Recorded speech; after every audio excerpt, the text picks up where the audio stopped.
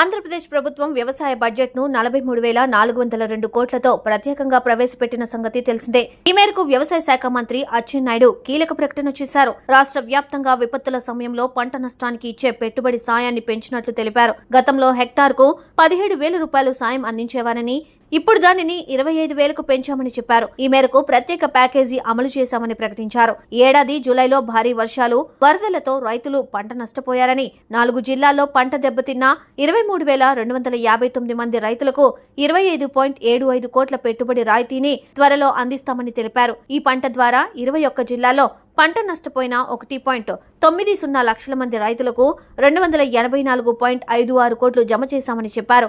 ఈ బడ్జెట్లో ప్రభుత్వం రైతులకు కీలకమైన అన్నదాత సుఖీభవ పథకానికి సంబంధించి 4,500 కోట్ల నిధులు కేటాయించింది.